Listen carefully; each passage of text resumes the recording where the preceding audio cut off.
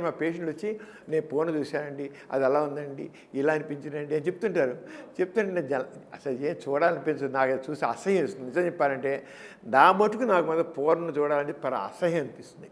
నాకెందుకు దాంట్లో ఏముంది, అది ఏమి లేదు దాంట్లో ఏ రకమైనటువంటి రోమాంటిక్ టచ్ ఉండదు, ఉండదు. పశు ప్రవృత్తి కనబడుతుంది. ఇప్పుడు నా దృష్టిలో రోమాన్స్ అయిన దాంట్లో ఒక ప్రేమ ఉండాలి, ఒక ఆత్మీయత ఉండాలి, ఒక అట్రాక్షన్ ఉండాలి.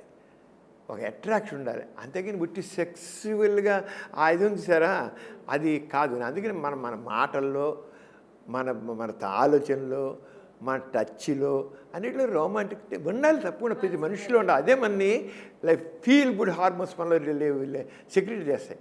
మనం ఎప్పుడు కూడా మనం హెల్తీగా ఉండాలంటే మన శరీరంలో ఏంటి ఫీల్ గుడ్ హార్మోన్స్, ఎప్పుడు ఫీల్ గుడ్ హార్మోన్స్ బాగా చక్కగా రావాలంటే ఇలాంటి ఫీలింగ్స్తోనే వస్తాయి.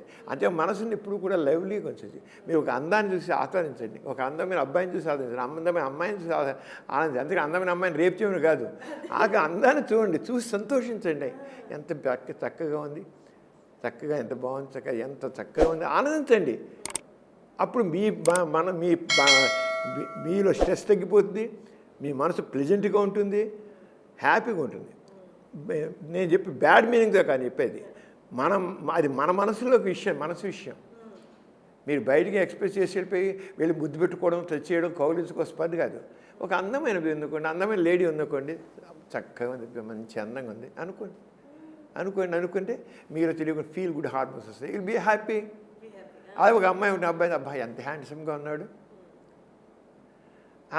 అలా అనిపిస్తుంది. చెప్పకపోతే మీకు క్లోజ్గా ఉందనుకోండి, ఒక లేడీ చక్కగా ఉందనుకోండి, మీ చీరలో చాలా అందంగా ఉన్నారండి అని చెప్పచ్చు. ఈ డ్రెస్లో చాలా అందంగా కనబడుతున్నాను అనొచ్చు, ఏం తప్పేంటి? క్లోజ్గా ఉన్నప్పుడు. తెలియనివాడు కాదు, తెలిసిన వాళ్ళు మాత్రం, తెలియని వాళ్ళు అంటే చెప్పేసి కొడతారు అనొచ్చు, వాళ్ళకి అనిపిస్తుంది.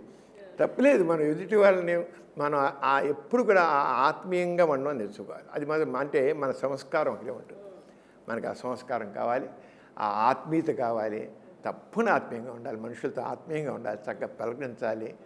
మంచి మీకు తెలియని వాడు కూడా చక్కగా ఆత్మీయంగా పలకరించి తప్పే ఉంది, చక్కగా ఆత్మీయంగా పలకరించండి.